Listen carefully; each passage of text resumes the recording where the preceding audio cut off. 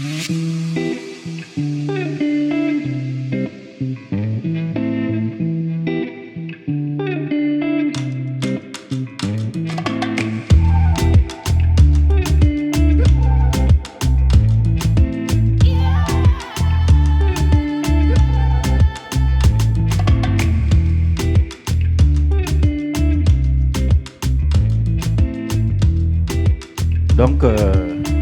monsieur le rapporteur, vous êtes prêt?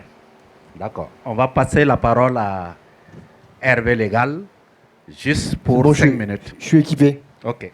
Merci, docteur Soulamar. Avant de démarrer, quand même, je voudrais quand même revenir sur le thème transition agroécologique. Nous sommes ici au Burkina Faso, donc en clôture du forum, qui est le seul pays que je connaisse qui a effectivement, au niveau gouvernemental, engagé une transition agroécologique. Quel autre pays a vraiment s'est donné les moyens d'enclencher vraiment un vrai programme de transition agroécologique? Si je prends le cas de la France, là on est carrément en train de vivre un rétropédalage. Ça veut dire que les dernières manifestations qu'il y a eu en Europe, et donc particulièrement en France, ont débouché quand même sur des accords, donc une peur du gouvernement, et qui a taillé dans les normes. Et donc c'est l'agroécologie et l'agriculture biologique qui va en pâtir principalement donc, des derniers événements.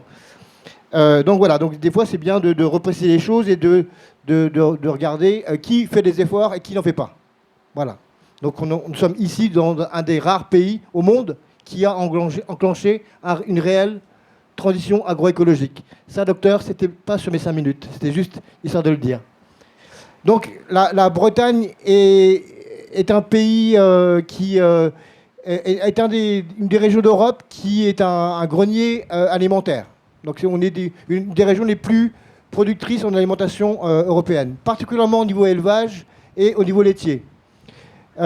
Cet élevage est porcin, volaille et laitier a pris une dimension quand même en partie assez industrielle. Là, on parle souvent du modèle agricole breton qui est quand même très productiviste. Pour ce faire, ces animaux ont besoin d'aliments, de protéines. Et pour l'instant, à ce jour, la principale protéine est du soja. Du soja qui se trouvait du soja OGM, transgénique, et qui vient d'Amérique du Sud, principalement Argentine et Brésil. Il y a quelques années de cela, en 2016, nous étions réunis ici, sous ce préau-là, pour les rencontres internationales des résistances aux OGM, qui donc réunissaient des pays d'Europe, des pays d'Afrique, des pays d'Amérique du Sud. Nous avons fait la deuxième édition en Bretagne, en 2017, à Lorient. De poser les rires OGM à Lorient était un peu une provocation. Parce que Lorient est un port maritime en Bretagne et une des portes d'entrée du soja transgénique pour l'Europe. En fait, nous avons 3 ports en Bretagne, Lorient, Brest et Saint-Nazaire, par où rentrent principalement les soja transgéniques qui viennent alimenter les besoins européens. Et nous avons posé ces rires OGM à Lorient pour faire sauter un tabou et dire que si on enlève le soja transgénique avec les dégâts qu'on connaît en Amérique du Sud, principalement en déforestation, la Bretagne s'écroule. C'est-à-dire que le modèle économique agricole breton dépend complètement de ce soja transgénique-là. Donc ça veut dire que le modèle agricole breton a des conséquences directes sur la crise climatique. On sait que l'Amazonie, quand même, est un des poumons de la planète. Et ce modèle agricole, il n'y a pas que les Bretons qui consomment du soja. Hein. Les Chinois en consomment plus. Mais nous, on a clairement une dépendance. Et donc, on avait posé ces rires OGM à Lorient pour un peu mettre, comme on dit, les pieds dans le plat. Ça a un peu fonctionné quand même, parce que depuis, le tabou a sauté. Et une personne donc, qui représentait la Chambre d'agriculture de Bretagne était venue participer à un débat et se confronter aux Argentins, aux Brésiliens, à un public quand même breton qui était plutôt contre ce modèle agricole, hein, et nous avait dit à l'époque que les choses pouvaient changer. Il faut reconnaître que depuis, et ça avait commencé un peu avant, depuis, la consommation en soda transgénique a sérieusement baissé, mais est encore indispensable au modèle agricole breton. Et donc, concrètement, en fait, bon, ici vous faites pousser du maïs pour la consommation humaine. Chez nous, on fait pousser du maïs pour le donner aux vaches. Hein. Et ce modèle d'élevage, donc là pour le lait, en fait, pour chaque hectare de maïs nécessaire à notre système, il y a 1 hectare de soda transgénique de l'autre côté de l'Atlantique pour que le système fonctionne. Donc s'il y a une volonté de reculer un peu, c'est encore bien trop. Alors les solutions existent, des productions en protéines locales. Donc il y a une démarche qui est en cours, mais même s'il est encore, on va dire, insuffisante. Et aussi, bien sûr, il y aurait aussi au niveau de l'élevage, la production laitière, de se contenter d'herbes. Et donc ça veut dire des élevages plus petits, une agriculture paysanne, et donc à taille humaine, respectueuse des animaux, et une agriculture rémunératrice réellement pour les paysans et les paysannes. Parce que si je vous parlais de crise, la crise est réelle, c'est-à-dire que ce métier d'agriculteur, entre autres également en Bretagne, c'est le métier où il y a le plus de suicides. Très nettement, donc c'est-à-dire que c'est effectivement un métier en crise, mais peut-être, probablement que la crise passerait aussi par une révision radicale du mode agricole, donc revenir à une agriculture paysanne, je me répète encore, rémunératrice et accessible, donc à produire en bio et à des produits accessibles aussi à toute la population, c'est-à-dire à des prix accessibles. J'aimerais donner quand même un exemple d'autre chose qui peut être fait, et donner le cas de Napam Béogo. Nous sommes ici donc accueillis par Napam Béogo. Napam Béogo qui depuis 2012 s'est lancé dans la production de soja biologique à la demande d'une coopérative bretonne. Donc qui essaie, effectivement, on ne va pas du jour au lendemain se débarrasser du soja. C'est une chose qui se fait avec le temps, mais c'est un objectif qui doit être posé. Mais en tout cas, Napam Béogo a en 2012 relevé le défi de proposer, de créer une filière soja biologique à destination d'une demande bretonne pour de la volaille biologique et une production animale biologique.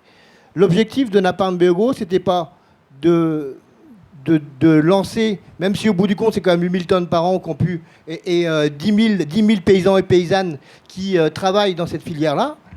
Le principal objectif de Napam Béogo, c'était, par cette filière-là, développer l'agroécologie locale.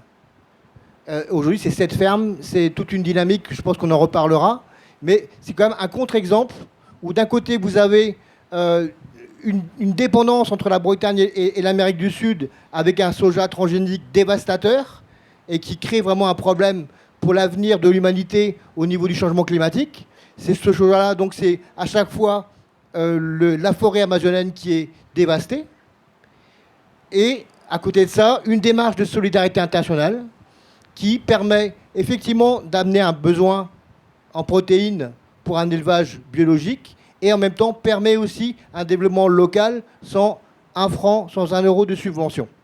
Donc voilà, donc vous voyez, vous avez ici une chose qui est à faire dans un mode de transition. J'aimerais enfin pour conclure dire que si il y a effectivement une volonté de baisser l'importation de soja transgénique, qui est effectivement en route, c'est encore beaucoup trop. Et même si un jour on réussit à vraiment diminuer, il ne faudra pas oublier la question de la réparation. Le mal qui a été fait, c'est un peu simple de se dire, on a consommé, on s'est développé, tout en créant de la misère à l'autre côté de l'Atlantique. Et il faudra bien se poser la question de réparer les dégâts qui ont été faits. Donc voilà, c'est pas ce soir, aujourd'hui qu'on va le développer. Un autre chiffre aussi qui est peut-être lui aussi un petit peu encourageant, c'est que dans ce qu'on voit en ce moment au niveau des installations en Bretagne, même si ce n'est pas facile pour des jeunes paysans et paysannes de s'installer. Un tiers des projets d'installation sont des installations qui, en même temps, sont axées sur la transformation à la ferme. Ça veut dire que ce sont des projets agricoles qui ne sont pas du tout dans le sens d'agriculture intensive, mais une agriculture raisonnée et qui, surtout, va chercher à amener de la valeur ajoutée aux producteurs. Donc ça veut dire qu'on peut produire moins. Je prends le cas du lait, par exemple. Il y a de plus en plus de fermes qui s'installent on fait le yaourt à la ferme, on fait les fromages à la ferme. Il y a aussi un cas très intéressant des paysans boulangers. Donc ça veut dire que ce sont des paysans qui produisent leurs céréales et qui font le pain. Un pain qui est biologique. Alors je voulais conclure là-dessus parce que je crois qu'il va y avoir une prochaine récolte de blé burkinabé. Donc ça c'est un retour de ce que voulait Thomas Sankara. Et j'espère aussi qu'on pourra peut-être établir des relations, des partenariats entre des paysans boulangers bretons et des paysans qui se lancent maintenant dans le blé et qui peut-être plus tard pourront également être des boulangers. Et vous aurez un pain paysan magnifique et j'ai hâte de le goûter avec vous. Merci. Alors, ici, nous allons parler de changement climatique et transition agroécologique. Qu'est-ce que cela signifie aux yeux de la FAO? Là, je vais donner une petite introduction sur la notion de changement climatique. Ensuite, je vais revenir sur changement climatique et transition agroécologique. Et puis, ce matin, on a dit pas trop de discours, quelles sont les actions concrètes qui ont été déjà menées, et on va tirer une conclusion pour permettre aux uns et aux autres après d'échanger, parce qu'ici, c'est la collaboration que nous voulons.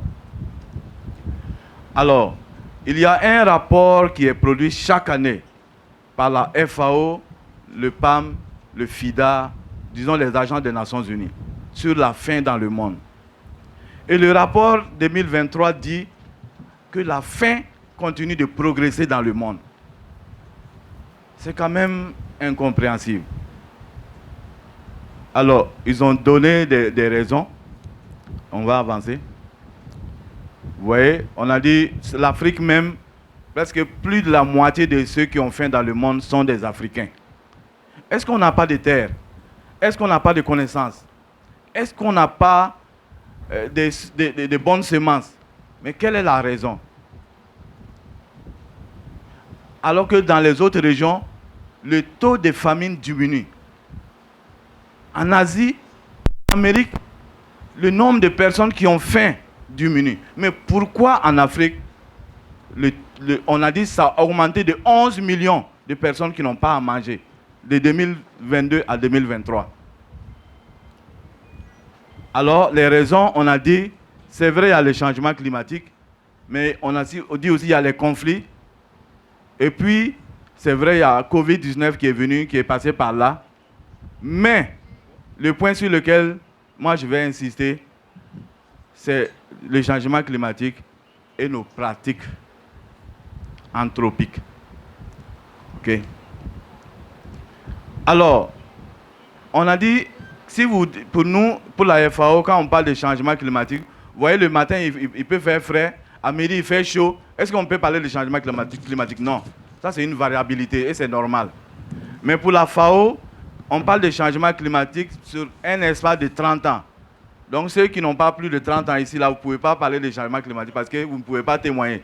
C'est moi, c'est docteur Soulama, le grand frère là. Nous, on peut parler parce que sur un espace de 30 ans, on a vu la variabilité de la température, du vent, de la pluviométrie, ainsi de suite. Là, on peut parler de changement climatique. OK? Et c'est dû à différents gaz que nous avons appelés gaz à effet de serre. Si je posais la question, quels sont les gaz à effet de serre, je pense que beaucoup n'allaient pas tout trouver. Mais j'ai fait le travail pour nous. Ce que tout le monde connaît, c'est le CO2, le gaz carbonique. Mais j'ai listé l'ensemble des gaz ici qui, par nos pratiques agricoles, qui se dégagent et qui entraînent le réchauffement de la planète.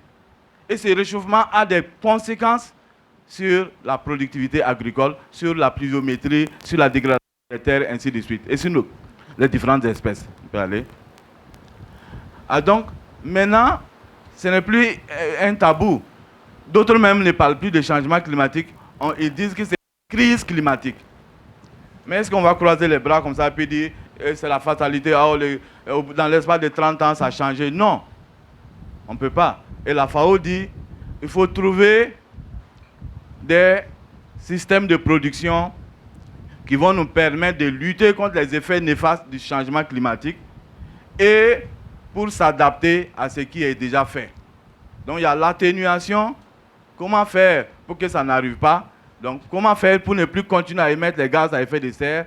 Et l'adaptation par nos pratiques.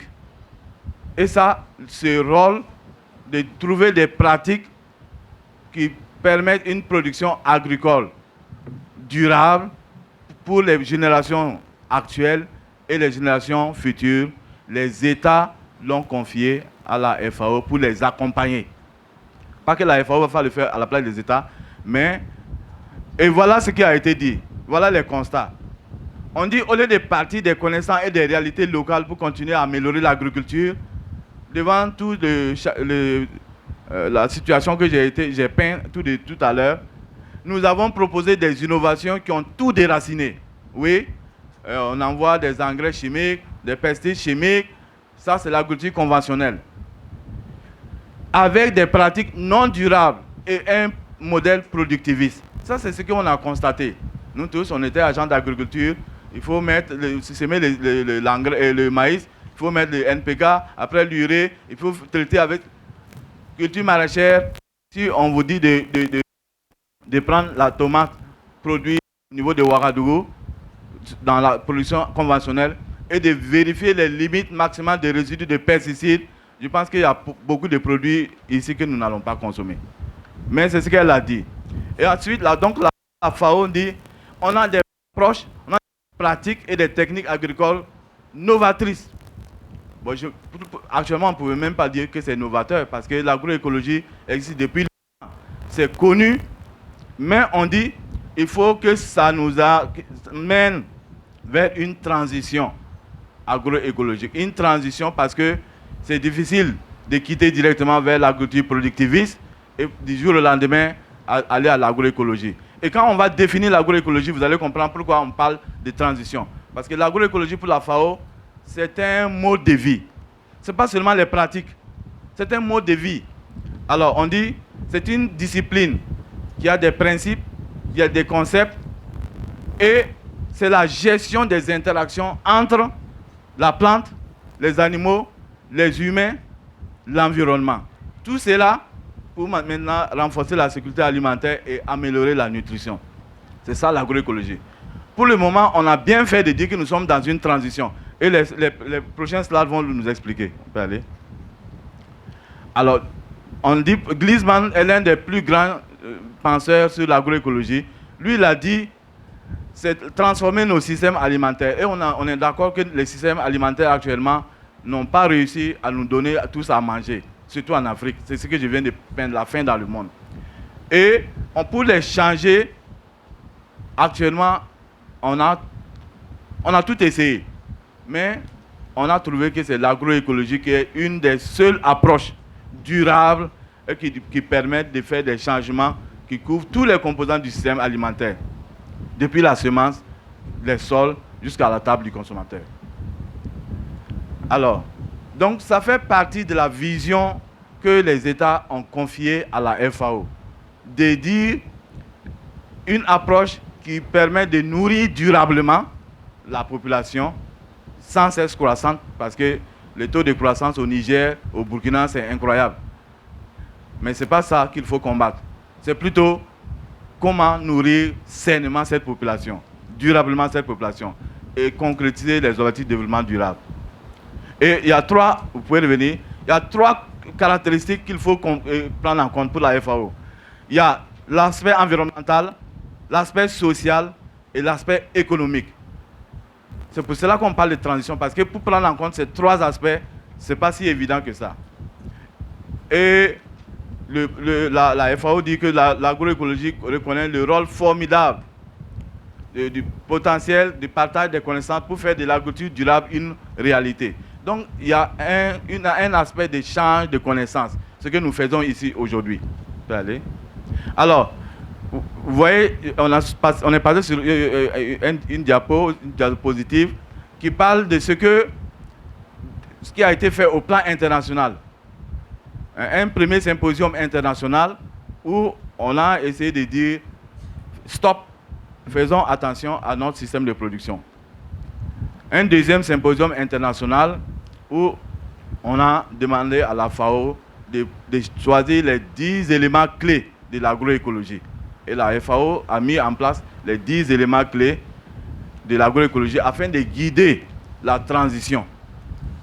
Je ne vais pas les passer tous en revue. C'est pourquoi je disais le document, et c'est là, vous allez le voir. Mais je prends un élément, par exemple la diversité. Si vous parlez de transition agroécologique et que vous n'êtes pas dans un système de diversification de la production, vous devez vous poser la question, pour la FAO, vous devez vous poser la question, est-ce que je fais l'agroécologie? L'agroécologie rime avec diversification. Et ensuite, recyclage. Si vous passez votre temps à chercher des fertilisants en dehors de la ferme pour amener dans votre ferme, la FAO vous demande est-ce que vous faites l'agroécologie? Parce que le recyclage qui permet de réduire les coûts économiques et environnementaux de la production agroalimentaire doit être pris en compte. Et c'est le 5e élément de l'agroécologie. Alors, on peut continuer. Donc, il y a au total 10 éléments. Donc, l'économie circulaire et solidaire. Ici, vous voyez, ce n'est même pas l'aspect production qu'on regarde. C'est l'aspect solidarité, l'aspect équité. Et par exemple, si je fais réellement quand on sera dans l'agroécologie, les inégalités entre hommes et femmes doivent cesser. Le travail des enfants doit cesser. Donc, la justice sociale doit être même dans l'exploitation agricole. Et il y a 5 principes. Améliorer l'efficience, l'utilisation de l'eau par exemple. Gaspillage de l'eau, si vous faites l'agroécologie, vous devez avoir en arrière-plan une idée sur la gestion rationnelle de l'eau. Conserver, protéger, améliorer les écosystèmes naturels, donc ça c'est la protection de l'environnement naturel. Et les moyens d'existence ruraux. Si les producteurs ont des moyens d'existence, il faut les protéger. Vous avez vu, on a dit l'équité et le bien-être social. Même si vous avez des producteurs, des travailleurs dans votre ferme, le bien-être de ces travailleurs fait partie, c'est un aspect de l'agroécologie. Et promouvoir une bonne gouvernance. Là, nous allons parler souvent des organisations de producteurs, de l'organisation des systèmes de production au niveau national. Donc la bonne gouvernance fait partie même de l'agroécologie. Vous pouvez aller. Donc c'est tout ce qui a été schématisé là. Vous pouvez aller.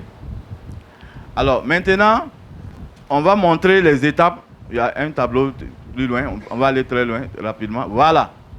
Ici, on dit on ne peut pas quitter de l'agriculture conventionnelle, productiviste, et aller directement à l'agroécologie.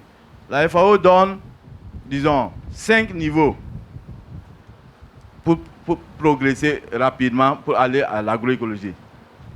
Alors, le premier niveau, on dit par exemple, il faut accroître l'efficacité de l'utilisation des intrants et réduire l'utilisation de ce qui est importé, de ce qui est synthétique. Il faut réduire déjà ça. Réduire ce qu'on importe en dehors de l'exploitation. Ça, c'est déjà le premier niveau. Vous voyez, on ne parle pas brutalement dire non, je mets tout, j'arrête tout, mais le premier niveau déjà. Ensuite, et je pense qu'au niveau national, on devait pouvoir faire cela. Qui est dans le premier niveau, qui est au deuxième niveau? Donc, et dans le deuxième niveau, on remplace même les intrants et pratiques conventionnelles par ce qui est vraiment, j'allais dire, organique, écologique. OK?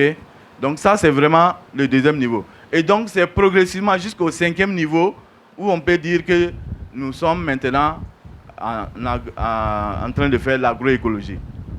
OK? Donc, le tableau résume toutes ces étapes où il faut passer. Et nous invitons les uns et les autres, et ça, c'est le rôle de la FAO, de montrer qu'on peut progressivement transformer son exploitation en une exploitation agroécologique. Mais ce n'est pas du jour au lendemain. On peut aller.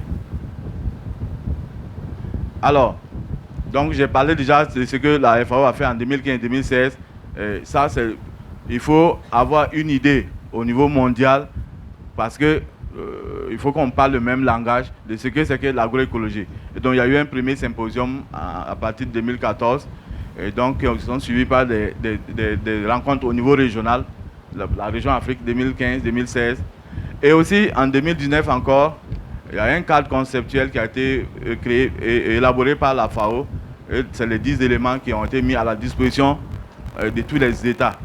Et donc pour tenir compte des dimensions sociales, économiques et environnementales. Donc l'agroécologie, c'est les 3 dimensions. Okay? Alors, la FAO a ensuite mis en place une plateforme.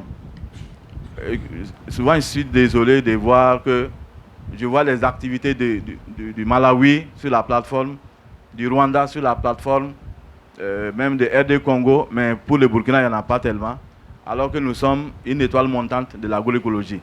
Donc j'invite les uns et les autres à visiter cette plateforme que vous-même, vous avez demandé à la FAO de mettre en place.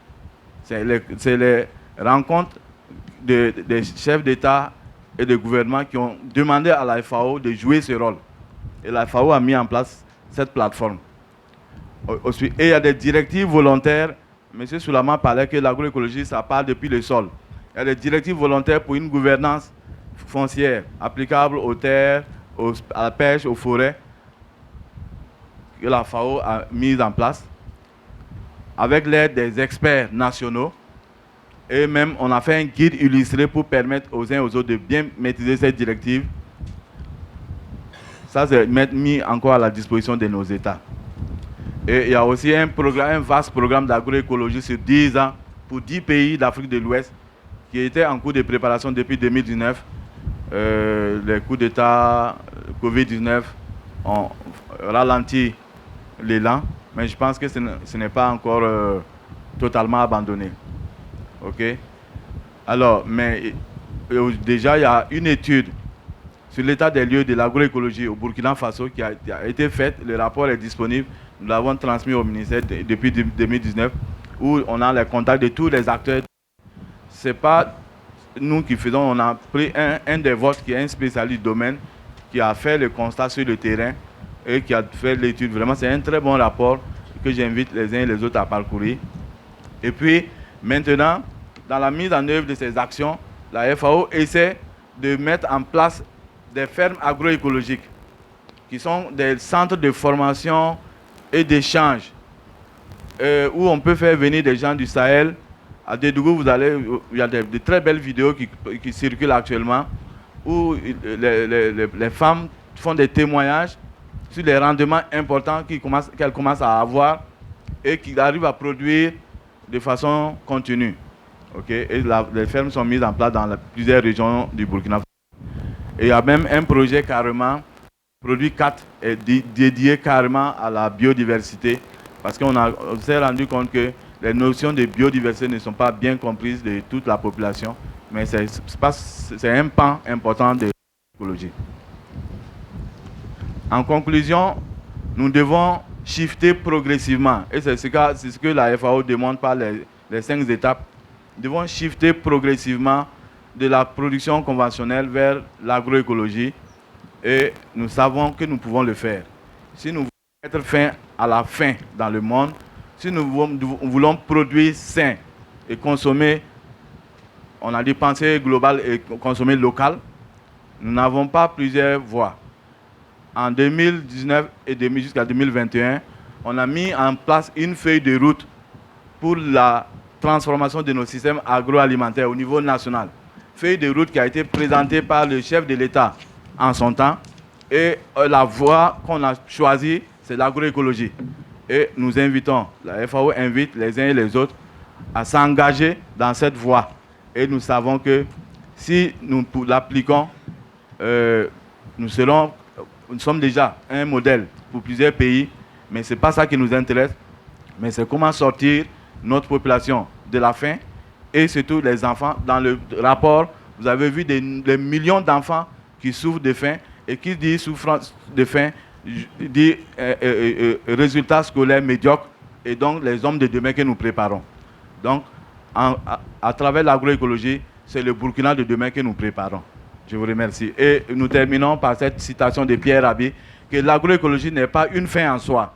C'est un moyen prodigieux qui peut nous permettre d'avoir un autre regard sur le monde à partir de l'expérience du vivant. Donc, merci beaucoup. Bonne suite à nous. Merci, monsieur le modérateur. Je me nomme Adama Savadogo, correspondant national agroécologie du ministère en charge de l'agriculture. Alors, je vais m'entretenir avec vous sur la stratégie nationale de développement de l'agroécologie. Vous savez, vous connaissez tous les problèmes qui minent le développement agricole au Burkina Faso. Ce sont des problèmes d'ordre anthropique, mais également des phénomènes naturels. Les phénomènes naturels, M. Traoré l'a dit, c'est les questions de changement ou de variabilité climatique.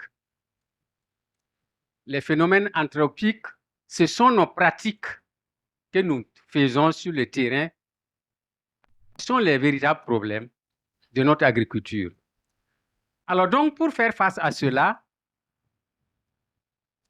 M. Traoré a parlé des rencontres internationales. Étant entendu que le Burkina subit de plein fouet les effets pervers du changement climatique, en septembre 2021, au sommet mondial sur les systèmes alimentaires, le président du Faso d'alors a pris 2 engagements. Le premier, c'est réduire les effets de serre de 25%. Vous savez que l'agriculture est la première à émettre des gaz à effet de serre. Donc, le président du Faso a dit, dans notre façon de produire, il faut qu'on fasse en sorte qu'on réduise 25% des émissions de gaz à effet de serre. Ça, c'est le premier engagement. Le second engagement, c'est de couvrir 30% des superficies emblavées par des pratiques agroécologiques. Couvrir 30% des superficies emblavées par des pratiques agroécologiques à l'horizon 2040.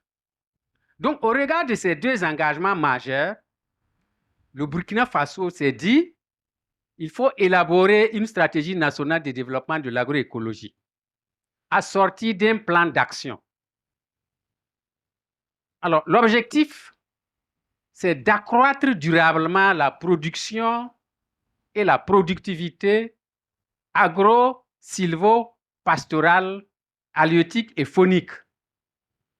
Ça, c'est l'objectif. Mais disons qu'il y a eu une vision et la stratégie vient de loin. C'est l'ensemble des acteurs qui ont été consultés pour qu'on puisse élaborer la stratégie. Alors, aujourd'hui, moi, je vais vous donner surtout qu'est-ce qui a été fait au niveau du plan d'action. On a élaboré la stratégie. Je vous dis, c'est le pays qui dispose aujourd'hui d'une stratégie de la sous-région ouest africaine. Des 15 pays membres de la CEDEAO, c'est le Burkina qui est pionnier en termes de politique pour accompagner l'agroécologie. Alors donc, il faut aller. Je vais vous donner l'état de mise en œuvre de cette stratégie et quelles sont les difficultés qu'on rencontre, quelles sont les perspectives et un peu une conclusion. Alors, la stratégie a 3 axes. Le premier axe, c'est la gouvernance de l'agroécologie. Premier axe, c'est la gouvernance. Qui parle de gouvernance parle d'organisation, d'intégration de l'agroécologie dans les politiques publiques. Et le second axe, c'est la mise à l'échelle des pratiques agroécologiques. Et pour mettre à l'échelle, il faut qu'on puisse traduire ça dans les plans locaux de développement, dans les plans communaux. Il faut qu'on puisse vulgariser les pratiques. Ça, ce sont des objectifs spécifiques. Et le troisième axe, c'est le renforcement des capacités de l'ensemble des acteurs. Alors, le renforcement, c'est la formation. Et qui parle de formation, parle de curricula, parle de formation en cascade. Donc, voilà les trois axes de la stratégie. Donc, on va s'attaquer à la gouvernance, on va mettre à l'échelle les pratiques agroécologiques, on va former l'ensemble des acteurs. Alors, il faut aller. Alors, le document a été reconnu officiellement en février 2021. 23 plutôt, février 2023, que le gouvernement a signé la stratégie nationale de développement de l'agroécologie. Voilà. Alors, au niveau du premier axe, qu'est-ce qui a été fait? Il s'agit d'intégrer l'agroécologie dans les politiques. Il s'agit également d'élaborer des textes pour accompagner la transition agroécologique. Et donc, il a été mis en place un comité de pilotage de 34 membres de l'ensemble des ministères qui sont impliqués dans la stratégie et les acteurs de la société civile. Ensuite, on a mis en place un secrétariat technique pour être le bras opérationnel de la mise en œuvre de la stratégie.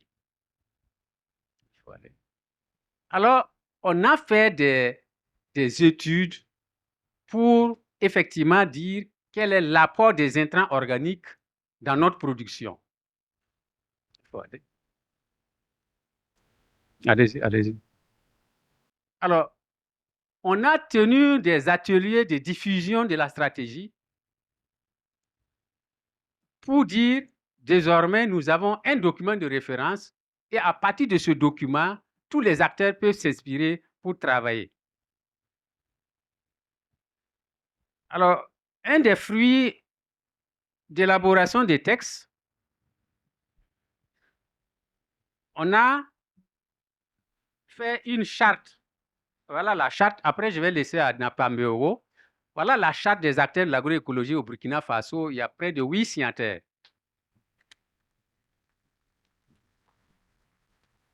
On a fait un recueil des pratiques agroécologiques au Burkina Faso. Ça fait 71 pratiques. C'est des éléments sur lesquels on peut faire la diffusion. Alors, voilà l'axe 2. L'axe 2, oui. Au niveau de l'axe stratégique numéro 2, la mise à l'échelle. Alors, pour la mise à l'échelle, nous avons commencé, voilà, à former les acteurs de l'agroécologie, aussi bien du niveau central que du niveau déconcentré. C'est-à-dire les cadres du ministère de l'Agriculture ont été formés, les acteurs de la société civile ont été formés, les producteurs organisés ont été formés, les élus consulaires des chambres régionales d'agriculture et la Confédération paysanne du Faso ont été formés. C'est pour que, effectivement, ces formations puissent avoir été mises en œuvre au niveau des producteurs. Voilà. Alors, on a réalisé des films documentaires sur l'agroécologie pour pouvoir diffuser à l'intention de l'ensemble des acteurs afin qu'ils puissent comprendre tous les enjeux liés à l'agroécologie.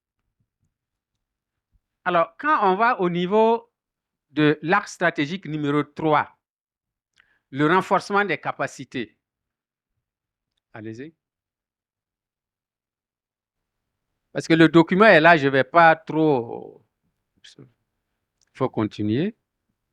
Continuer. Allez-y, allez-y. Répare la chose. Alors, aujourd'hui, on n'a pas la prétention de donner l'ensemble des acquis. Il y en a suffisamment que tous les acteurs de l'agroécologie contribuent. Je prends l'exemple du Sénat Bio. On a donné un canevas pour l'ensemble des acteurs pour faire le rapport de la première année. Alors donc, l'État a déjà mis quelque chose. Pour l'offensive agro-pastorale, c'est près de 4000 tonnes de fumure organique qui ont été commandées et qui seront mises à la disposition des producteurs, chose qui n'était pas facile avant l'adoption de la stratégie. On se focalisait sur les engrais chimiques et aujourd'hui, l'engrais organique est mis à l'échelle. Alors, on a révisé les curricula de formation au niveau des centres de promotion rurale. Il y en a 9 centres au Burkina. Et on a révisé les curricula de formation de l'ENAFA de Matruku, l'école agricole de Matruku, qui forme des agents techniques, des techniciens supérieurs, des ingénieurs pédologues, des ingénieurs agronomes. Donc, nous avons révisé les curricula pour intégrer les aspects d'agroécologie afin que ces gens puissent être formés et pour former les autres producteurs. Et également, on est en train de mettre en place des fermes agroécologiques parce que ce n'est pas la théorie, l'agroécologie, c'est aussi la pratique. Et ces élèves qui seront formés vont bénéficier donc de ces parcelles de démonstration. Alors, ça, c'est quelques acquis. Dans tous les cas, la présentation est là, vous pouvez ensuite consulter. Mais je vais vous donner quelles sont les difficultés qu'on peut rencontrer. Les difficultés sont d'ordre, c'est 3 sortes d'ordre. D'ordre technique, d'ordre financier et d'ordre organisationnel. Du moins d'ordre social. Au niveau des difficultés d'ordre social, il s'agit des résistances psychologiques. Au départ, même les agents de l'agriculture, c'est engrais chimique, engrais chimique, engrais chimique. Les producteurs sont dans une zone de confort, ils ne veulent pas quitter. Vous êtes autant que moi, chacun a peur du changement. Qu'est-ce que le changement va m'emporter? Alors que quand on veut adopter l'agroécologie, il faut changer de paradigme. Donc les gens ont peur. Deuxième élément, c'est une perception erronée de l'agroécologie. Et certains producteurs pensent que c'est un retour en arrière, que les pratiques agroécologiques sont difficiles. Il faut revenir sur les semences paysannes, alors qu'on nous avait dit non, il faut les laisser pour faire de la semence améliorée. Donc, c'est une perception. Et à cela s'ajoute le lobbying des groupes Monsanto, si je n'accuse personne, qui font la promotion des chimies. Ah, j'accuse. Voilà. Monsanto, c'est OGM, alors que nous ne sommes pas OGM. On continue. Ensuite, deuxième problème, c'est que les paysans sont difficiles à se remettre en cause en termes de gestion des nuisibles. Et les parasites, ils veulent tout de suite ce qui tue, le produit chimique qui tue. Alors que nous voulons utiliser des produits répulsifs. Il faut écarter, il faut éviter avant que ça ne vienne. Et ils veulent tuer sur place. Donc, c'est des résistances comme ça que nous rencontrons. Et ensuite, il y a la main-d'œuvre qui demande beaucoup de temps, donc c'est chronophage. Et enfin, il y a l'insuffisance de formation. Au niveau d'autres contraintes, c'est d'ordre économique et financier. Alors là, les producteurs n'ont pas suffisamment de moyens pour adopter les pratiques agroécologiques qui demandent souvent des investissements. Et cela se traduit par une insuffisance dans l'offre de financement public. L'État n'a pas appuyé suffisamment les producteurs. Et quand l'État n'appuie pas suffisamment, les producteurs sont délaissés, il va sans dire que les pratiques ne vont pas être suffisamment adoptées. Ensuite, il y a une faible attractivité de l'agroécologie par le secteur bancaire. Au regard des risques ou des aléas climatiques, le secteur bancaire aussi ne s'intéresse pas à l'agroécologie. Vous cultivez, on ne sait pas si vous allez récolter, donc vous n'avez même pas ce qu'on appelle les garanties suffisantes pour pouvoir effectivement payer le crédit. Allez-y. Alors, comme perspective, je vais dire en quelques mots les perspectives. Nous allons viser les plans de développement communaux pour intégrer l'agroécologie. Nous allons traduire les chartes et ces documents en langue nationale pour que ça soit utilisé par ceux qui n'ont pas fait l'école. Organiser une table ronde des partenaires techniques et financiers pour voir comment ils peuvent accompagner l'État dans le financement des activités de l'agroécologie. Et nous allons élaborer des textes qui vont encadrer l'agroécologie. Continue.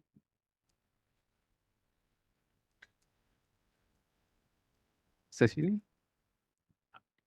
Alors, donc, nous allons implanter des fermes en fonction des zones agroécologiques pour montrer l'importance de l'agroécologie dans toutes les régions afin que des visites commentées soient réalisées et que les producteurs puissent se convaincre.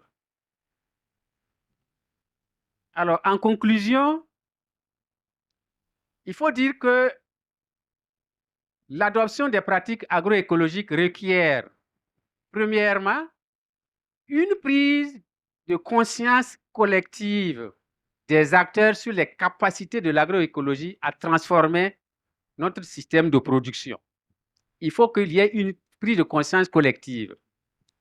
Deuxièmement, il faut fédérer les énergies, que les acteurs puissent effectivement continuer les réseautages pour impacter davantage les producteurs.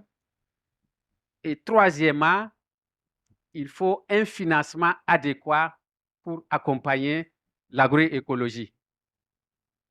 Alors, il y a un proverbe, continue, qui dit « Tout seul, on va plus vite. Ensemble, on va plus loin. » Et nous voulons aller plus loin avec l'ensemble des acteurs. Je vous remercie.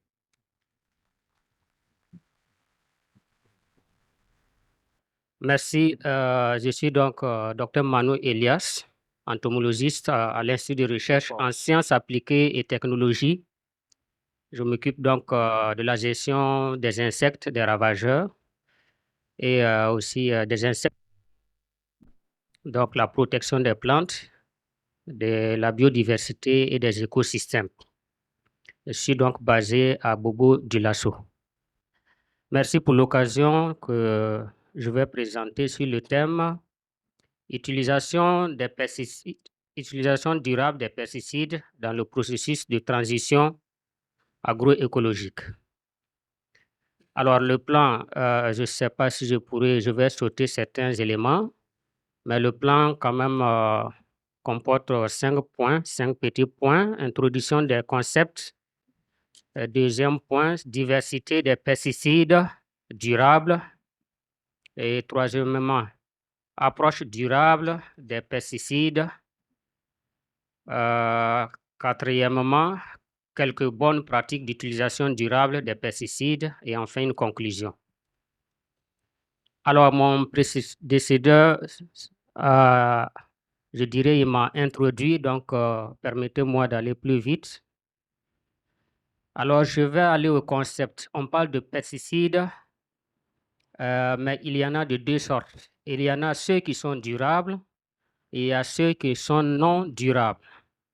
Et mon prédécesseur, Sawadgo Adama, a déjà dépeint les différents aspects qui minent donc notre environnement.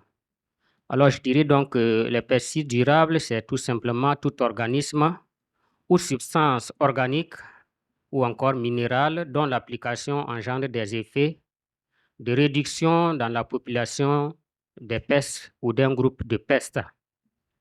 Alors donc, c'est important que nous puissions savoir qu'est-ce que nous manipulons. Ensuite, les pratiques durables, c'est quoi? Ce sont des pratiques agricoles ou alimentaires qui favorisent le vivre ensemble de tous les êtres vivants dans un même milieu donné. Alors, qu'en est-il donc de la diversité des pesticides? Il faut dire qu'en tant que biologiste, j'ai eu l'occasion ou le privilège d'être formé par un chimiste, donc j'ai les deux casquettes à la fois. Alors, il y a la diversité des pesticides. D'où viennent-ils? Surtout ceux qui sont durables.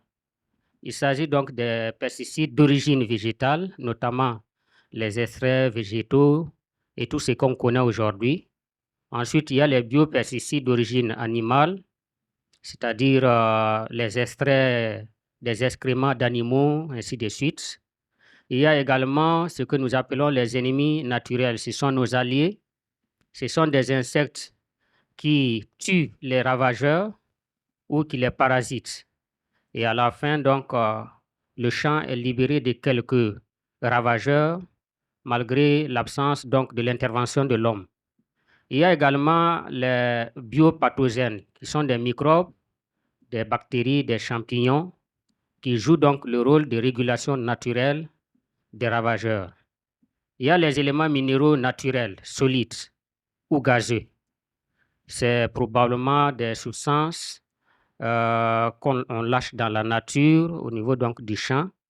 Dans le cas des pesticides minéraux solides, donc on pense par exemple à la cendre qu'on utilise parce que les producteurs connaissent utiliser la cendre pour lutter contre les ravageurs. Il y a les effets, le matériel de fumigation qui ne date pas d'aujourd'hui. Il y a bien d'autres pesticides durables qu'on peut citer davantage. Maintenant, quelle est l'approche, les principes durables des pesticides? Entendez par là que les pesticides chimiques de synthèse sont déjà exclus. Alors donc, si nous sommes dans les pesticides durables, je vais dire donc les non durables sont exclus. Alors, mais le durable, il ne suffit pas simplement qu'il soit classé parmi les durables pour dire qu'on fait de l'agroécologie.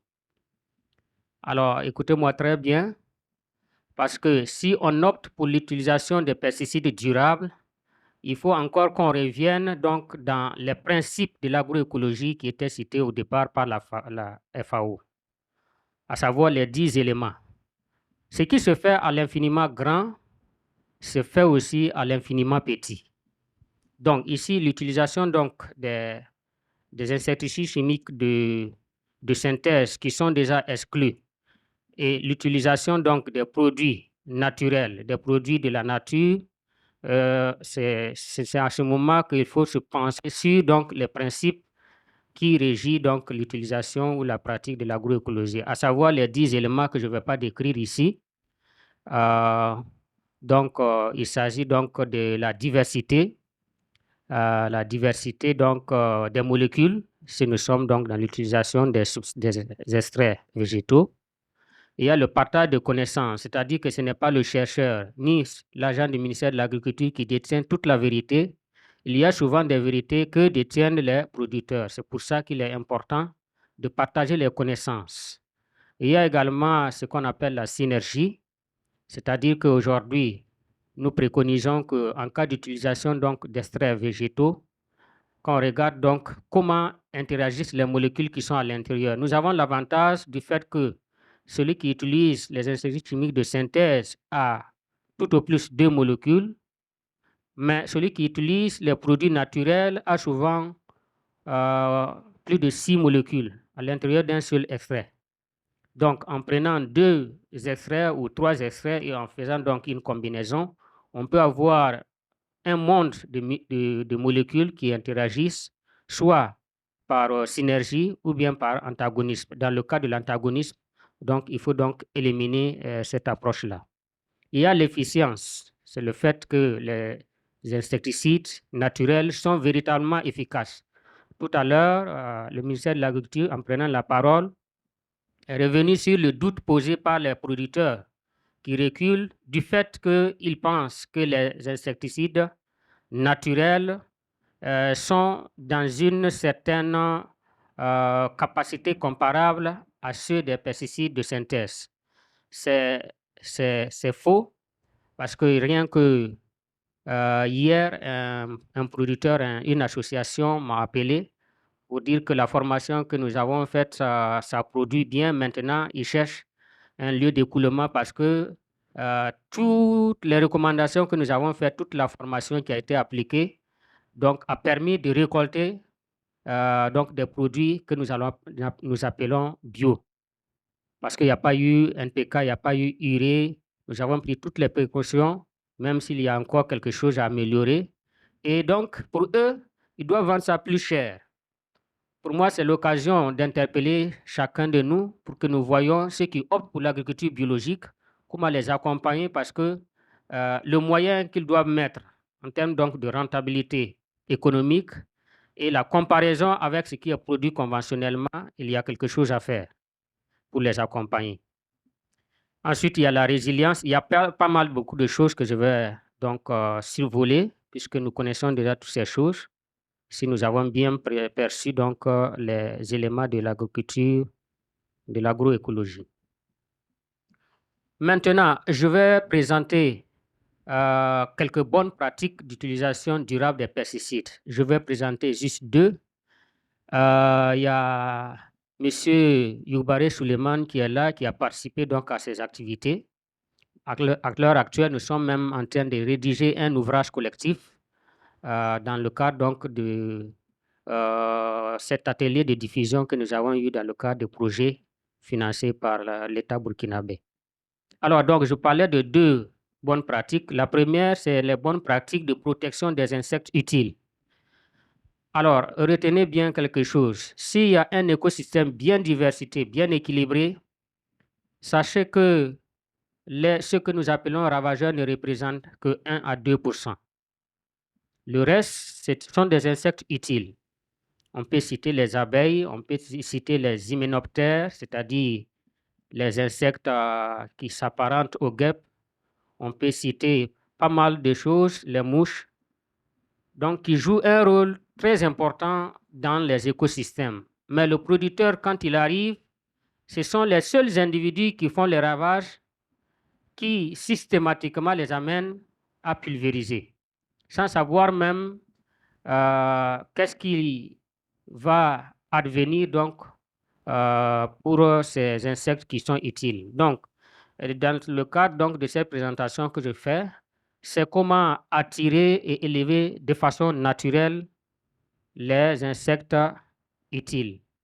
Alors, sachez que la base, le fondement de base, c'est la biodiversité que beaucoup ont parlé tout à l'heure, la biodiversité. Tout part de la biodiversité, elle se trouve un peu partout. Alors, la forte diversité des plantes explique la forte attraction des ennemis naturels. Ça veut dire que lorsque dans un écosystème, que ce soit agricole ou que ce soit forestier plutôt, la diversité que nous avons vue depuis longtemps attire donc les insectes qui sont utiles. Ce sont donc des recommandations pour la création des habitats diversifiés pour permettre donc aux insectes de pouvoir bien jouer leur rôle de régulation naturelle qui se fait sans l'intervention de l'homme. Alors, je crois que, alors, on va plus vite en besoin, mais ce n'est pas grave. Alors, l'une des approches également, c'est l'utilisation des appâts, c'est-à-dire les nourritures protéinées qu'on utilise notamment dans les cultures fruitières. Il s'agit donc, par exemple, de faire une suspension de nourriture protéinée pour attirer les parasitoïdes. Je définis ici parasitoïdes les insectes qui pondent leur jeu sur les insectes qui sont ravageurs. Donc, cette stratégie permet donc d'élever de façon naturelle sur les plantes les ennemis naturels qui sont, par exemple, les fourmis rouges. Donc, les producteurs le savent que si vous avez un pied de manguier qui est colonisé, infecté par les fourmis rouges, jamais vous ne verrez une mangue qui est infectée par les ravageurs. C'est ce qui est donc, on peut donc faire une contamination, comme on peut aussi faire un élevage, et enfin donc on fait descendre donc les fourmis pour coloniser donc les parcelles qui sont contiguës. Alors je disais que pour protéger les ennemis naturels dans notre champ, alors nous avons besoin donc d'éviter l'usage des insecticides chimiques de synthèse que vous savez, qui sont très toxiques. Alors il faut éviter également la monoculture, éviter les labours rapides. Et c'est ce qu'on ne dit pas, parce que les labours rapides font du mal à l'écosystème. Pourquoi? Parce que ça précipite les insectes utiles, ça précipite les organismes du sol utiles et les amène souvent dans des profondeurs qui ne peuvent plus vivre. Et à un certain moment, donc le champ est totalement nu, totalement débarrassé de ces organismes vivants. Et vous le savez bien que même les plantes, lorsqu'il y a moins d'insectes, il y a moins de pollinisation, donc il y aura plus de fleurs qui vont qui seront stériles, et à la fin donc le rendement. Il ne s'agit pas donc d'éliminer, parce qu'en éliminant, on va se rendre compte que les rendements aussi vont baisser, pas du fait qu'il y a des ravageurs, mais du fait qu'il n'y a plus de pollinisateurs qui vont jouer leur rôle. Donc cela est très important pour nous en tant qu'écologistes. Alors il y a des résultats que je vais pas présenter, des résultats des études depuis 2019 que je vais sauter. Je vais aller tout droit donc à la deuxième pratique, bonne pratique. Il s'agit de bonnes pratiques de gestion des ravageurs, ici, cas de la production et de l'application de BioH12 et BioH92 en culture de tomates. Alors ici, qu'est-ce qu'il s'agit? Il s'agit donc de plantes qui sont dans la nature. Vous savez, je suis dans un département appelé substances naturelles, notamment l'utilisation de ce que la nature nous offre pour pouvoir aller donc résoudre les problèmes de production agricole et d'alimentation. Donc ici, nous avons, comme vous le voyez, donc l'utilisation donc de plantes et qu'on va obtenir donc la poudre, procéder donc à la préparation. Vous pouvez avancer. Voilà, oui, allez-y. Voilà, à la préparation donc de biopesticides, ici qui a eu lieu récemment dans 3 grandes régions, la région des Hauts-Bassins, la région des Cascades et la région du Centre, qui ont bénéficié donc de cet accompagnement. Donc, plus de 200 producteurs ont été formés récemment dans le mois de février. Alors ici, on peut avancer. Donc, l'obtention donc de ces bioinsecticides BioH12 et BioH99 ont été donc expérimentés en visite commentée, et les producteurs ont eu vraiment beaucoup de satisfaction. Il y avait les producteurs, il y avait les seniors, il y avait les agro-industriels qui étaient là. Et donc, c'est ce que nous sommes appelés. Ensuite, quelques résultats pour terminer. Voilà. Alors, notez bien que tous nos résultats, comme nous sommes dans le monde de la recherche, nos résultats, vous voyez par exemple ici, donc tient compte des micro-organismes utiles du sol. Donc ici, il y a des bactéries cellulolytiques, des bactéries nitrifiantes, ammonifiantes, vous voyez, il y a des champignons microscopiques. Il faut tenir compte de tout ça. Nos résultats dans l'évaluation des bioinsecticides va jusqu'au niveau donc, de la flore et de la faune, la microfaune du sol. Ensuite, l'autre résultat, le suivant, Voilà, il s'agit donc des abeilles ou encore les pollinisateurs. Nos résultats vont jusqu'à évaluer et mettre en évidence l'impact de l'application des bioinsecticides sur donc, les pollinisateurs. Il ne s'agit pas de dire que c'est un bio et de croiser les bras. Il faut avoir les preuves que cela, en plus de donner des rendements satisfaisants, permettent aussi donc de préserver nos partenaires qui sont les insectes utiles.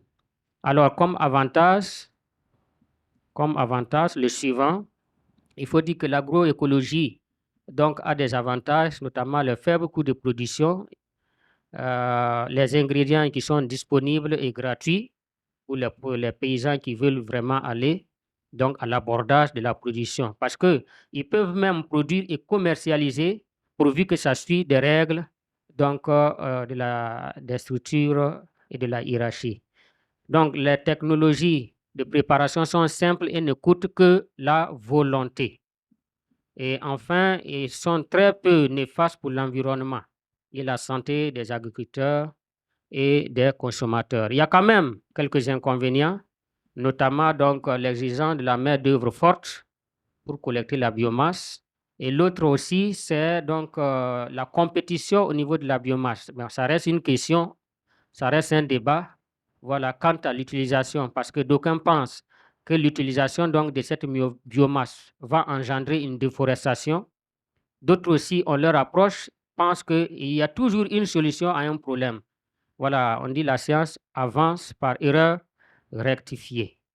Alors, je vous remercie. Je ne vais pas faire trop de conclusions. Merci.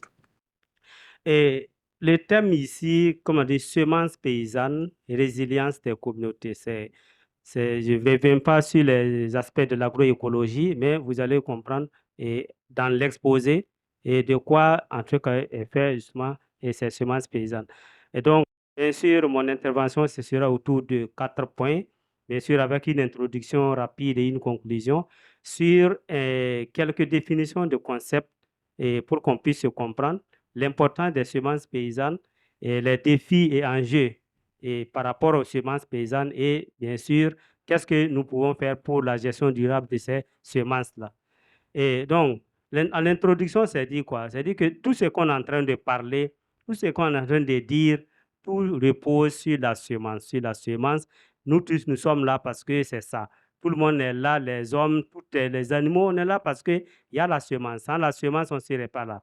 Et donc, parlant des semences paysannes, je vous ai dit que notre agriculture aujourd'hui est pratiquement à 80% basée sur les semences paysannes.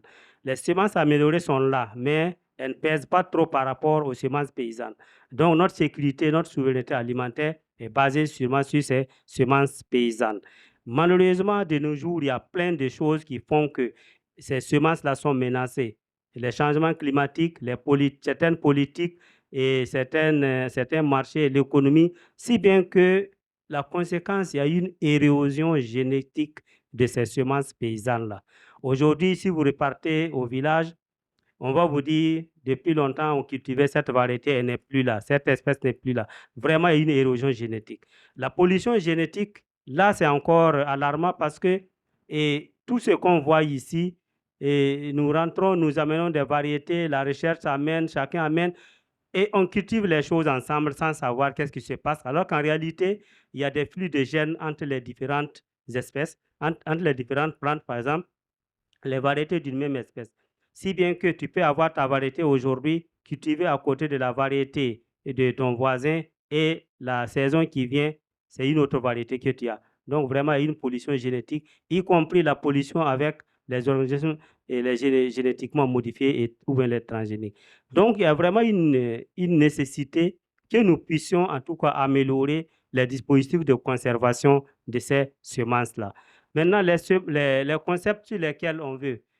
Madame, tu as appuyé sur le show, oui. Après, attends, ça, appuyer. Non, il faut appuyer, c'est pas. OK. Donc, le premier concept, c'est la semence. La semence végétale, c'est quoi? Il faut qu'on se comprenne. La semence végétale, en fait, c'est toute partie de la plante qui peut être capable de régénérer l'individu. Si vous prenez, il y a des plantes ici, si vous prenez peut-être un morceau, vous replantez, ça donne le même individu. Ça, c'est une semence. Donc, ce n'est pas seulement les grains que nous voyons, ça peut être des bulbes, ça peut être des rhizomes, ça peut être tout ce qui peut être pris, replanté pour que ça donne l'individu en question. C'est ce que nous appelons semence. Maintenant, nous allons voir la semence paysanne. La semence paysanne, c'est quoi? La définition la plus complète que moi j'ai trouvée, c'est vraiment issue justement de ce réseau de semences paysannes, qui dit que les semences paysannes, c'est des semences, comme on l'a dit, mais qui sont issues de populations qui sont dynamiques, des populations hétérogènes. Ce n'est pas des semences vraiment typées comme ça, c'est des semences qui sont issues de populations hétérogènes, qui sont dynamiques, ça veut dire que c'est en train de changer. Et la façon de produire ces semences, c'est de façon reproductive et c'est fait par les paysans. Et le résultat final aussi, c'est par les paysans. Donc, il faut qu'on se comprenne ici. Donc, c'est des populations dynamiques, c'est-à-dire que des populations qui évoluent par rapport peut-être à une variété améliorée qui n'évolue pas. C'est des semences issues de populations qui évoluent et c'est produit par les paysans en utilisant des systèmes simples et le résultat final, c'est pour le paysan. Donc, voilà un peu la définition complètement de ces semences paysannes. Maintenant, le système, c'est comment ils ont produit ça? C'est à travers un système semencier paysan. Et dans ce système semencier paysan, le plus souvent, c'est des petits agriculteurs qui prélèvent la semence à partir du champ, les individus, avec la sélection soi-disant massale, c'est que les sélectionneurs disent, mais c'est quoi? C'est choisir les meilleurs individus. Je regarde dans mon champ, je vois les meilleurs individus, je sélectionne ces meilleurs individus qui m'intéressent, je prends la semence, je conserve et l'année prochaine, moi, je remets ça sur terre. Voilà, c'est ça. C'est plusieurs acteurs qui font ça. Et après, je peux utiliser cette semence-là pour échanger avec d'autres communautés, avec d'autres parents. Je peux échanger, je peux vendre. Si ça me reste, je peux vendre au marché. Voilà le système semencier paysan. Ça veut dire qu'on est vraiment libre de nos choix. On est libre de ce que nous faisons. Par rapport au système formel où vraiment on est obligé de suivre certaines choses qu'on veuille ou pas. Mais le système semencier paysan, c'est vraiment le libre arbitre. Ça veut dire que je choisis ce que je veux et je fais ce que je veux pour obtenir ce que je veux. Ça, c'est le système semencier. Maintenant, comme nous parlons de résilience, parce que le thème, c'est semences paysannes et résilience. La résilience, c'est quoi? La FAO l'a défini, mais on ne va pas aller trop loin. Mais c'est quoi? La résilience, c'est beaucoup plus quelque chose de quoi? D'être, je ne dis pas endurant, mais c'est un peu ça. Ça veut dire que je suis dans une situation, quand quelque chose vient me perturber, soit je reste là où je suis, soit même si ça me permet d'aller là-bas, je peux revenir rapidement à ma situation initiale. Voilà un peu la résilience telle que la FAO. Donc, si nous prenons le monde de l'agriculture aujourd'hui, ça veut dire que nous sommes dans un système alimentaire, nous sommes dans un système où vraiment, soit qu'on est autosuffisant ou pas. Maintenant, quand il y a un problème, un choc qui arrive, soit que je peux perdre ma nourriture et puis devenir pauvre, soit que je peux perdre, mais revenir rapidement à ma situation où je suis autosuffisant sur le plan alimentaire. Donc, voilà un peu le concept de la résilience. Maintenant, si nous revenons maintenant, la semence paysanne, on l'a définie, on sait comment on l'obtient. Maintenant, quelle est justement cette semence paysanne-là, son importance et comment nous pouvons faire le lien avec vraiment l'agroécologie. Disons que la première importance, c'est que les semences paysannes, c'est ça qui nous permet vraiment d'atteindre la sécurité et la souveraineté alimentaire, la sécurité alimentaire et nutritionnelle. Et pourquoi? Parce que tout ce que nous mettons, tout ce que nous allons semer dans notre champ, c'est nous qui choisissons. J'ai choisi la variété X cette année, je choisirai la variété X cette année et l'année prochaine, c'est la d'autre. Ce n'est pas quelqu'un qui m'impose. J'ai déjà la semence avec moi et quand il pleut, j'ai choisi de semer ou de ne pas semer. Donc, c'est la base essentielle justement pour ma production. Ensuite, c'est la matière première pour justement les sélectionneurs qui vont améliorer. Parce qu'on ne peut pas aussi évoluer sans améliorer. Les sélectionneurs, quand ils veulent améliorer, ils ne peuvent pas créer du néant. Ils se basent sur les semences paysannes, sur les variétés locales paysannes. C'est à partir de là-bas, on part prendre la matière, on vient au laboratoire ou bien dans les stations de recherche, on fait des croisements, on sélectionne et on a une variété améliorée. Donc, sans semences paysannes, il n'y a pas de possibilité de faire des améliorations sans passer par les transgénèses. Donc, le sélectionneur a besoin justement de la semence paysanne pour améliorer. Ensuite, il y a la diversité. J'ai entendu ici, on a dit l'agroécologie, c'est la diversification. L'agroécologie, il faut diversifier, que ce soit au niveau des espèces, que ce soit au sein de chaque espèce, il y a la diversité variétale. On a besoin de ça. Parce que, étant donné que les conditions varient, étant donné que moi j'ai plusieurs besoins, il faut que dans mon carquois, c'est-à-dire que j'ai plusieurs flèches qui vont me permettre d'atteindre chacune de mes cibles. Voilà pourquoi la diversité au niveau des semences paysannes, c'est quelque chose de très important parce que ça me permet d'atteindre plusieurs cibles en utilisant ce que j'ai, en tout cas les flèches que j'ai dans mon carquois. Ensuite, la deuxième, c'est les changements climatiques. On ne dirait même pas changement climatique, M. Traoré l'a dit. Quelqu'un a dit qu'il faut parler de variabilité climatique. Parce que quand on dit changement, ça veut dire que je suis parti d'un point A, je suis à un point B. Au moins, je sais là où je suis. Ça, c'est un changement. Mais à partir du moment où, des fois, je pars là, ensuite, ça va ici, après, ça, ce n'est pas un changement, c'est une variabilité. Parce que cette année, vous allez voir que tout de suite, après, c'est du froid, après, c'est du chaud, et s'il pleut, après, il ne pleut pas. Finalement, on est déboussolé. Donc, c'est vraiment une certaine variabilité. Maintenant, comment nous pouvons vraiment supporter cette variation? Cette variation, c'est comme je l'ai dit, il faut que nous puissions avoir une excellente variabilité pour que s'il y a ce problème, alors j'utilise ça. S'il y a ce problème, c'est ça que je dois utiliser. S'il y a cette façon de faire, alors c'est ça. Voilà pourquoi la diversité est importante. Voilà pourquoi ces caractéristiques que, en fait, les semences paysannes nous permettent d'avoir, c'est pour vraiment juguler, en tout cas, face, en tout cas, à ces défis des changements climatiques. La diversité, on l'a parlé. La coévolution. Vous savez, la coévolution, c'est au niveau des semences paysannes. Ça veut dire quoi? Ça veut dire que si vous prenez une variété X aujourd'hui, dans 20 ans, c'est la même variété, mais elle a évolué. Parce que les insectes évoluent. On a parlé des ravageurs ici. Le ravageur peut évoluer parce que lui aussi, il fait le combat. Donc, c'est un combat entre le ravageur et l'autre. Donc, l'autre développe des gènes pour résister. Le ravageur, lui aussi, et finalement, c'est un combat. Donc, tant que le matériel n'est pas sur le terrain pour assister à ce combat, si vous le prenez, vous le gardez en chambre quelque part, si vous ramenez la lui, il est mort le premier jour parce qu'il n'est même pas adapté au combat. Voilà pourquoi la coévolution, c'est quelque chose de très important au niveau, en tout cas, des semences paysannes. C'est la semence paysanne qui permet ça. Ensuite, quelque chose de très important, le continuum des formes sauvages. Ce que vous voyez là-bas, je ne sais pas si vous voyez la première photo là. La première photo, là vous voyez, c'est comme de l'herbe. Hein. Et bon, quelqu'un va m'attaquer, mais ce n'est pas grave. En fait, c'est l'ancêtre du mil. Le mil que vous avez, on fait zoncome et ainsi de suite là. C'est à partir de cette herbe-là que nos grands-parents ont travaillé, sélectionné pour que nous, on ait des variétés locales du mil, la photo de, et même qu'on fasse des hybrides. Est-ce que vous voyez? Donc, jusqu'aujourd'hui, ces ancêtres-là, c'est toujours dans l'espace. Et il y a des croisements de façon naturelle entre ces herbes et les variétés des paysans. Et donc, justement, il y a un reflux de gènes, un reflux de caractères. Il y a des caractères qui passent à partir des sauvages et vers, en tout cas, le domaine des cultivés. Et ça, c'est un enrichissement, justement, des semences paysannes. Mais si on enlève la semence paysanne ici, la semence améliorée ne permet pas ça.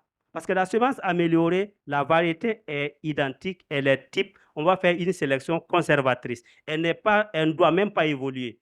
Donc, c'est la semence paysanne qui permet une coévolution. C'est la semence paysanne qui permet de recevoir les caractères à partir du pool sauvage pour réinjecter dans le pool que les sélectionneurs pourraient utiliser.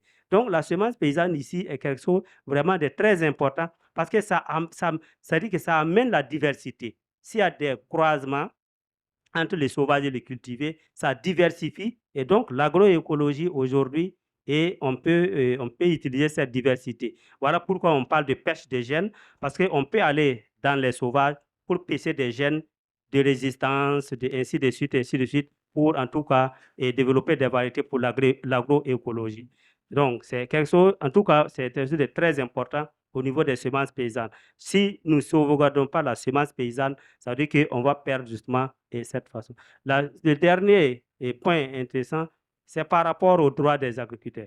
Vous savez, c'est comme j'ai montré tout de suite. À partir de l'herbe, nos grands-parents ont travaillé pour qu'on ait des variétés de mil aujourd'hui. J'ai pris l'exemple du mil, mais il y a le sorgho, il y a le maïs, il y a le haricot, il y a le niébé, il y a plein. Donc, c'est toutes les cultures. Hein. Mais nos grands-parents ont travaillé sur ça. Aujourd'hui, le sélectionneur, quand il trouve sa variété, il met une obtention, il met une protection là-dessus. Ça, c'est pour moi, on ne peut plus cultiver. Alors, celui-là qui a travaillé pendant des millénaires pour que toi, lui, il a quoi? Il faut des droits quand même. Sinon, on ne peut pas. Nous, on ne va pas prendre, ça devient de l'argent, mais et on les laisse.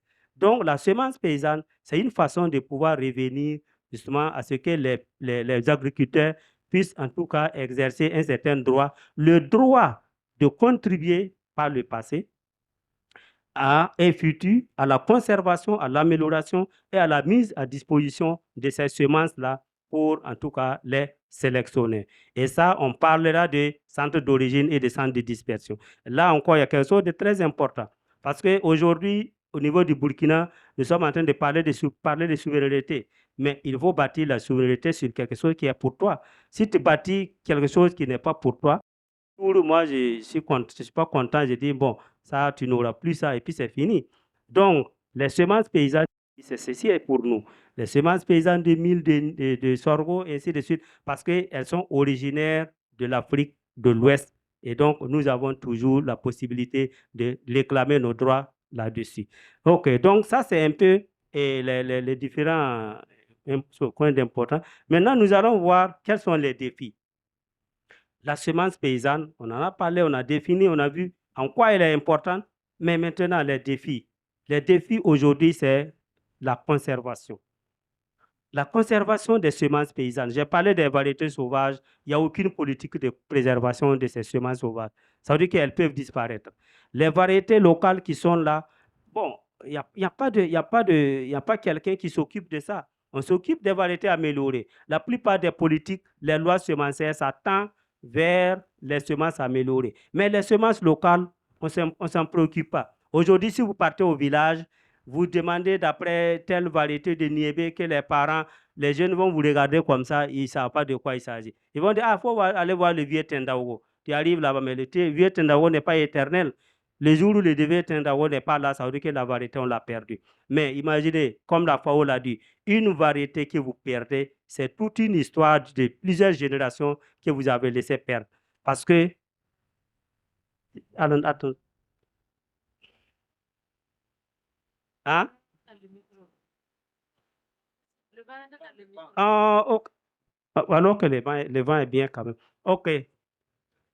OK, merci. Pourtant, le vent là, c'est bien aussi.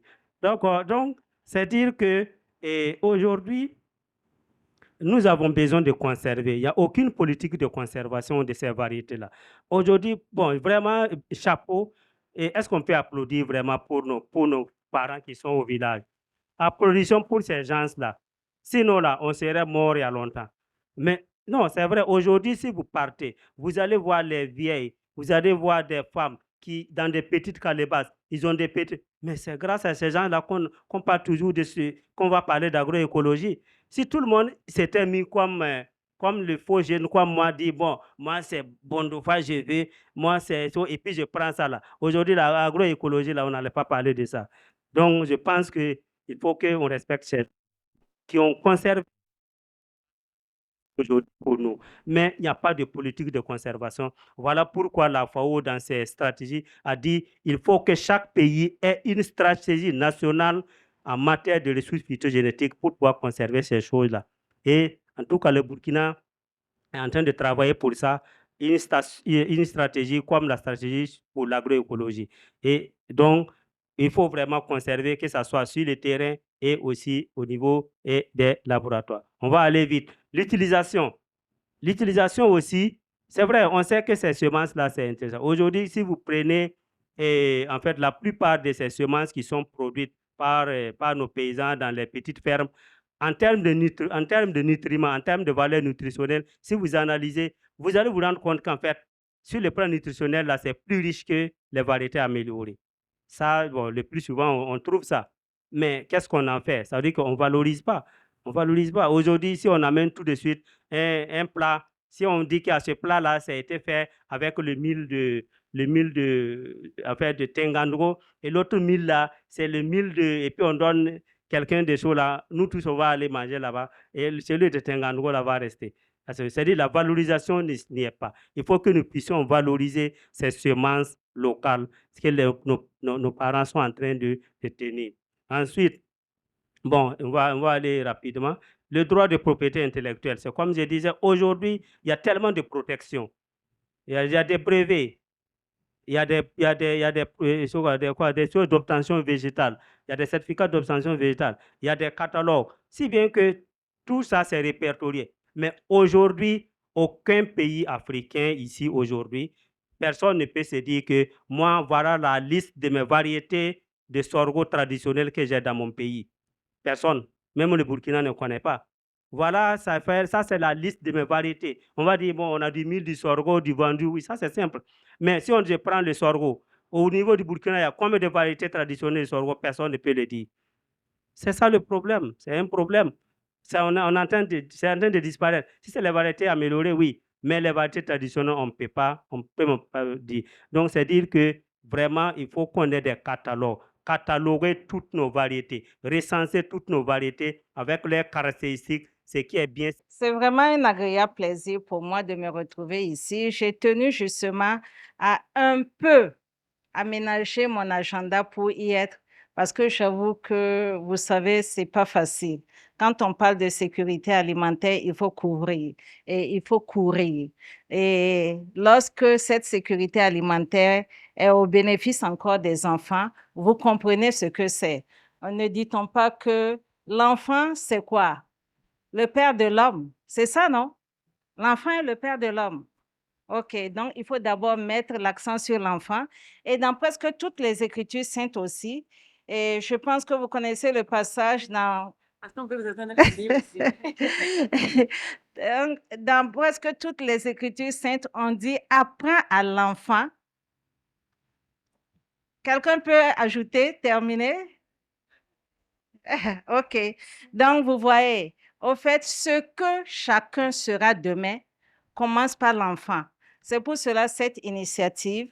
Certes, c'est une initiative, mais il faut dire que c'est plus une vision pour le Burkina Faso parce qu'on a touché à la racine même de notre développement durable. L'initiative présidentielle, je pense que M. Sawadgo vous l'a déjà expliqué, c'est un vaste programme de protection sociale qui traduit l'engagement politique. Donc, le représentant tout à l'heure, je me réjouis parce que celui de l'agriculture l'a dit, la FAO aussi va le dire, même quand vous avez de l'argent et que vraiment ce n'est pas soutenu par une volonté politique, vous savez que le plus souvent, c'est difficile. Mes chers chercheurs aussi en savent quelque chose. La recherche aujourd'hui en est éprouvée. Nous avons des difficultés parce que les fonds alloués sont très faibles. Il faut qu'on travaille. Mais lorsque le politique porte l'action, le plus souvent, c'est dans une dynamique de développement. Et l'initiative présidentielle, l'innovation, parce que faire manger à un enfant, ce n'est pas nouveau. Il y a déjà des acteurs sur le terrain. Il y a beaucoup d'organisations et ça se faisait déjà à travers les cantines endogènes dans le temps où il n'y avait pas beaucoup d'enfants. Donc, c'était nos parents qui élevons, qui éduquons et qui prenons en charge nos enfants. Mais de plus en plus, l'État ne peut pas tout faire parce que c'est en train d'avancer. Mais l'État peut agir parce que l'État doit jouer sa partition. Et c'est pour cela que l'initiative présidentielle portée par les plus hautes autorités a été prise. Elle a été lancée, si vous suivez, en 2021 et elle suit son cours. C'est quoi l'innovation de cette initiative? L'innovation de cette initiative, c'est créer un lien formel entre la production locale et l'approvisionnement des cantines. C'est quoi? C'est l'agroécologie. c'est quoi? C'est tenir à la qualité, non, à la qualité de la santé, au fait, comment vous dites ça? Non, la qualité sanitaire, parce que jusque-là, j'attendais qu'on me ressorte ça, et Monsieur Nano ressorte ça. C'est au fait la qualité sanitaire, la, oui, et nutritionnelle. L'agroécologie, il l'a dit, c'est pas absolument du bio, mais c'est plutôt mettre l'accent sur la qualité sanitaire des aliments. C'est-à-dire, comme on le dit en jargon très simple, c'est du champ à l'assiette. Et ça réduit effectivement les factures de santé. Si on commence justement par baser nos systèmes de production et sur l'agroécologie, vous vous imaginez comment nous allons pouvoir réduire notre facture sanitaire au niveau du Burkina Faso. Je ne peux pas vous dire combien le ministère de la Santé éjecte chaque année dans le budget pour pouvoir couvrir les différents aspects de santé dans notre pays. Mais injecter justement de l'argent dans l'aliment, parce que quelqu'un qui mange bien et qui mange sain, qui mange diversifié, je vous assure que même le dernier des producteurs vous dit qu'il est à 60% déjà bien portant, surtout au niveau des animaux. Ceux qui font la production animale, le berger va vous dire qu'un animal qui mange ou bien une vache qui mange bien et de façon équilibrée et qui couvre tous ses besoins en nutriments, au fait, est déjà à 60% bien portante et produit un lait de qualité. Cette vache aussi va produire des veaux qui auront un gain de croissance assez bon et régulier. Donc, pour vous dire que l'initiative présidentielle, voilà, et les objectifs spécifiques, c'est d'abord parce que pour assurer une sécurité alimentaire et nutritionnelle, il faut bien mettre l'accent sur la production. Sans production, on ne peut pas être souverain. Sans production, nous ne pouvons pas atteindre une sécurité alimentaire. Donc, la première composante de cette initiative, puisque l'initiative est focalisée sur pratiquement 4 composantes. La première composante, c'est la production, et portée beaucoup par les ministères en charge du secteur rural, bien sûr, dont la recherche. La deuxième composante, c'est la composante approvisionnement des cantines. C'est porté par les ministères en charge de la protection sociale et de l'éducation. La troisième composante, c'est améliorer les revenus des personnes vulnérables en état de précarité alimentaire.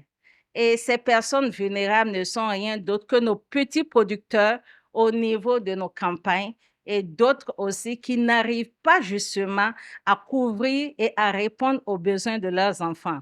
La quatrième composante, qui est une composante en phase et qui constitue un champ de bataille aujourd'hui avec les plus hautes autorités, c'est la gouvernance.